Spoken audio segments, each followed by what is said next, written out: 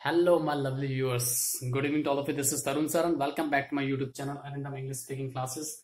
That is one of the largest growing YouTube channel based on English speaking and grammar portion. So, in our last video, I have discussed part first of COVID-19 related vocabularies, and in this video, I will discuss part second of the same topic. So, guys, in our last video, there was 6 vocabularies I had that I discussed based on COVID-19. Okay. So in this video I have 5 more words for you. Okay, and one that is this one, that will be your homework. So let's start the topic from this one. The first one is pandemic.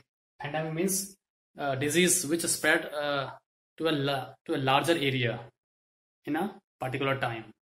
Okay, यानी कोई बीमारी जो किसी एक fix time में किसी बड़े area में फैल जाती है, बहुत बड़े एरिया में फैल जाती है, दैट इज कॉल्ड पेंडेमिक. ठीक है, इसको हिंदी में हम बोलते हैं महामारी.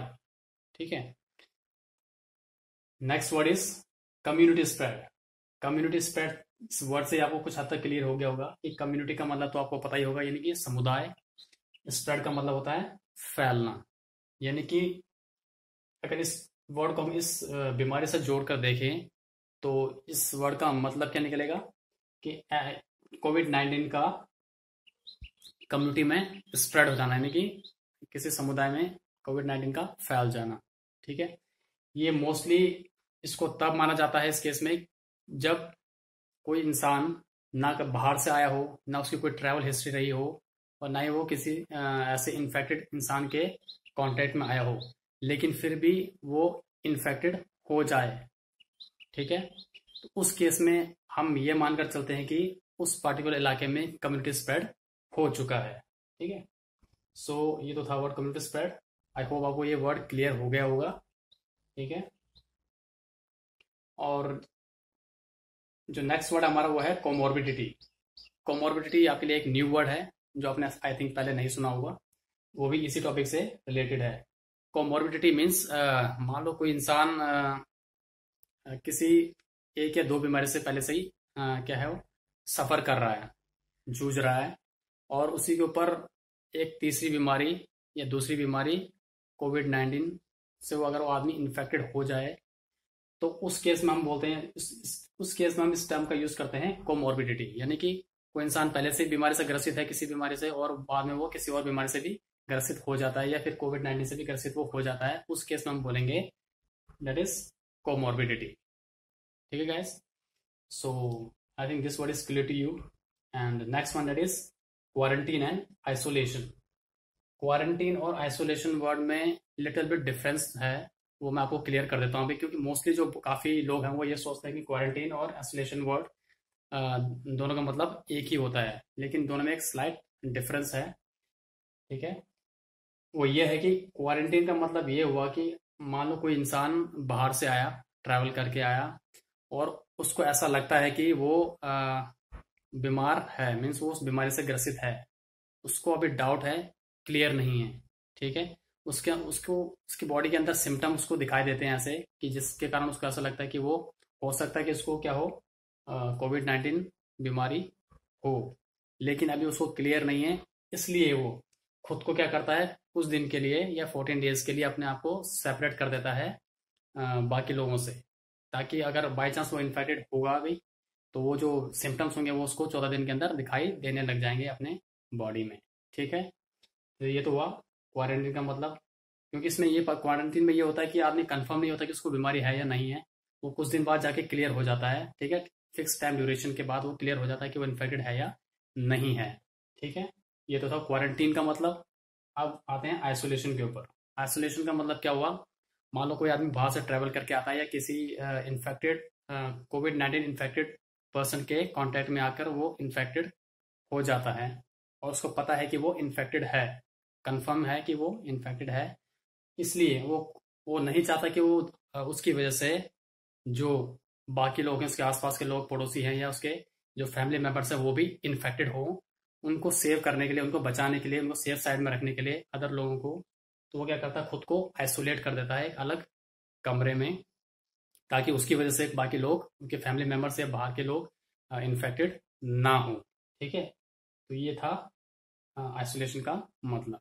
तो आपको क्लियरली डिफरेंस पता चल गया होगा कि क्वारंटीन और आइसोलेशन में क्या डिफरेंस होता है। ठीक है, next word is immunity and immunity booster. अब ये वर्ड आप आजकल बहुत ज्यादा सुन रहे होंगे, टीवी के एड्स में भी आप काफी इम्यूनिटी बूस्टर के बारे में आप काफी सुन रहे होंगे। ठीक है, तो पहले इम्यूनिटी बूस्टर को जानने से पहले हम इसको जान लेते हैं कि इम्यूनिटी क्या होती है। इम्यूनिटी का मतलब क्या होता है, जो हमारे रोग प्रतिरोधक क्षमता होती है, यानी बॉडी की जो सेल्फ डिफेंस जो पावर होता है उसको हम बोलते हैं इम्यूनिटी। यानी कि कुछ बीमारी ऐसी होती है जिनको हमारी बॉडी ऑटोमेटिकली क्या कर देती है, उनको चेक कर देती है हमारी बॉडी के अंदर घुसने से।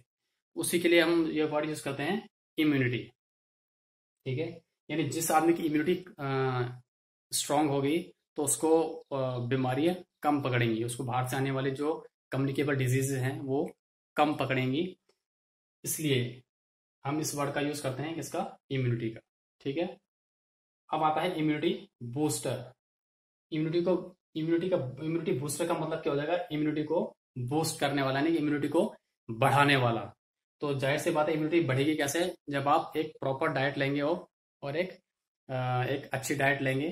ठीक है, उस डाइट में हर चीज उसमें अवेलेबल होनी चाहिए, चाहे वो विटामिन हो, मिनरल्स हो, प्रोटीन हो, कार्बोहाइड्रेट, फैट्स, सब चीज उसमें इंक्लूड होनी चाहिए और बराबर जितनी आपकी नीड है उसके हिसाब से वो होना चाहिए, ताकि आपकी इम्यूनिटी बराबर बॉडी की बनी रहे। तो आजकल इस डे टू डे लाइफ में हम देखते हैं कि भाग दौड़ वाली जिंदगी में कि हमारे पास इतना टाइम नहीं होता कि हम ढंग से खाना खा पाएं।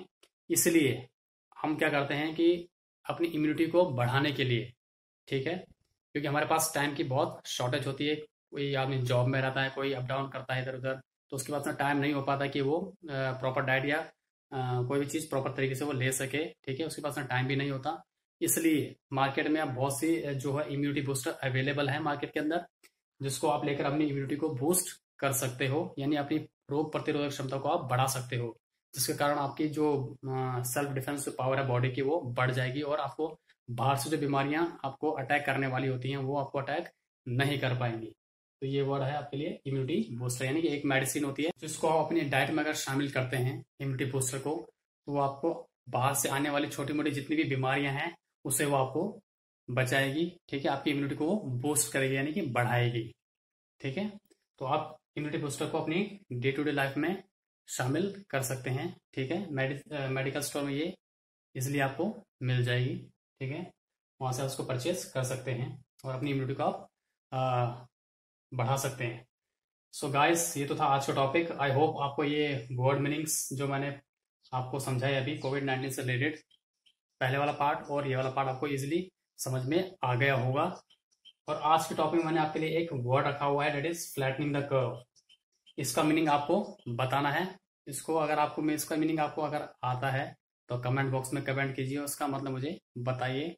अदरवाइज अपने नेक्स्ट वीडियो में आपको इसका मीनिंग में आपको बता दूंगा।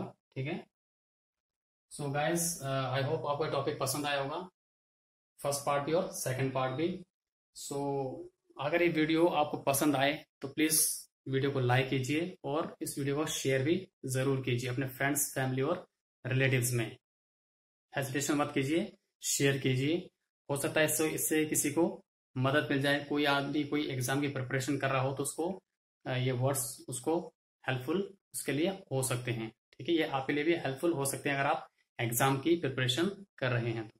ठीक है, किसी भी टाइप के कॉम्पिटिटिव एग्जाम्स की आप प्रिपरेशन कर रहे हैं तो। ठीक है, और मेरे इस चैनल को सब्सक्राइब जरूर कीजिए। चैनल का नाम तो वो पता ही होगा, अरिंदम इंग्लिश स्पीकिंग क्लासेस। और गाइस, मैं आपको एक और खुशखबरी देना चाहता हूँ, जो सब आपकी वजह से ही ये टारगेट मैं अचीव कर पाया हूँ। जो 200 सब्सक्राइबर का जो टारगेट था वो मैंने इजीली अचीव कर लिया है with in 21 days. So guys, ये सब आप सबकी ब्लेसिंग्स और आप सबका प्यार ही है कि मैंने ये टारगेट इतनी जल्दी और इतनी इजीली अचीव कर लिया है। और आई होप आगे भी ये प्यार आप मेरे ऊपर बनाए रखेंगे और मेरी वीडियोस को आप कंटिन्यूस देखते रहेंगे। और इसके लिए आपको मेरे चैनल को सब्सक्राइब करना पड़ेगा।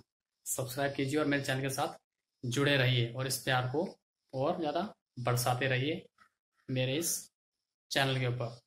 ठीक है, सो गाइस, ये था आज का टॉपिक। आई होप ये आपको समझ में आ गया होगा और आपको पसंद भी आया होगा। सो That's all for today. Thank you. Good night. Sweet dream. Take care. Bye bye.